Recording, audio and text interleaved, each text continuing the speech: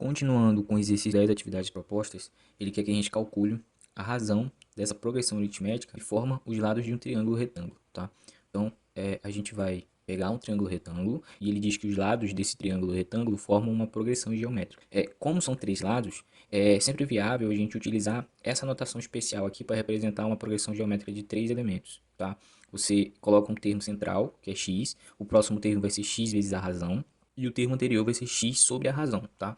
Essa representação aqui é completamente correta em relação a progressões geométricas que tem três termos, tá? Então você pode usar essa notação aqui sempre que precisar. Como esses três termos representam os lados de um triângulo retângulo, e o triângulo retângulo ele tem um lado maior, né? Um lado maior é o que a gente chama de hipotenusa, que seria esse lado aqui, que é oposto ao ângulo de 90 graus. Então, pela representação da progressão geométrica que eu coloquei aqui, xq seria o maior termo, né? Teria o maior valor aqui dessa progressão, tá? Então eu vou dizer que a hipotenusa aqui é xq, tá? Porque ela é a maior. E o cateto, independente da ordem que você colocar aqui, vai ser x sobre q e o outro cateto vai ser x, beleza? Qual é a propriedade que está embutida aqui nesse triângulo retângulo? É que ele deve respeitar o teorema de Pitágoras, né? Então vou aplicar aqui o teorema de Pitágoras aqui nesse triângulo retângulo, que diz que o quadrado da hipotenusa, que no nosso caso aqui é xq, é igual à soma do quadrado dos catetos, tá? Então vou pegar o x sobre q e elevar ao quadrado e somar com o x elevado ao quadrado, certo? Desenvolvendo aqui, ó, xq elevado ao quadrado é x quadrado q quadrado. E x sobre q elevado ao quadrado é x ao quadrado sobre q ao quadrado. E aqui x ao quadrado, tá?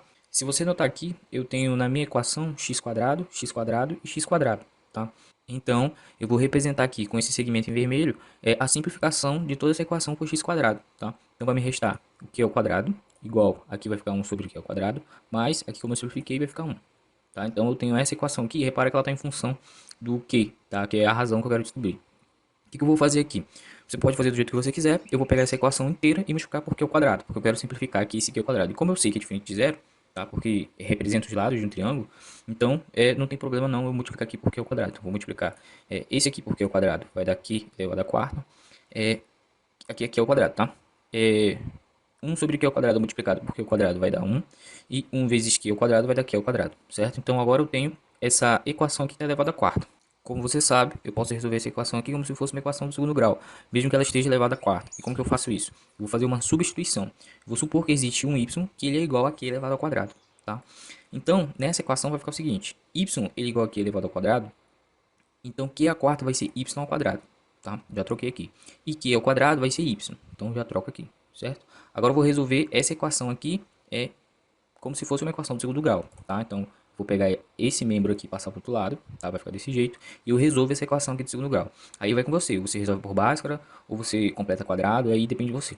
Resolvendo por Bhaskara, eu descubro que os valores de y podem ser 1 mais a raiz quadrada sobre 2 ou 1 menos a raiz quadrada sobre 2.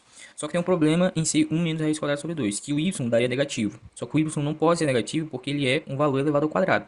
Então não tem como ele ser negativo. Nesse caso, o único valor possível para y é a parte positiva aqui desse resultado, que seria 1 mais a raiz de 5 sobre 2.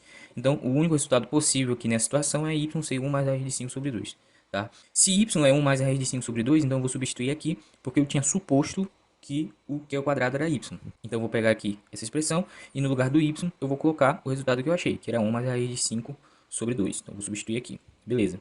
Então, significa que q elevado ao quadrado é 1 mais a raiz de 5 sobre 2, o que significa também que o q ele é a raiz quadrada de 1 mais a raiz de 5 sobre 2. Essa aqui é a razão para essa situação aqui, tá? Ele queria que a gente achasse a razão, e a razão é essa daqui.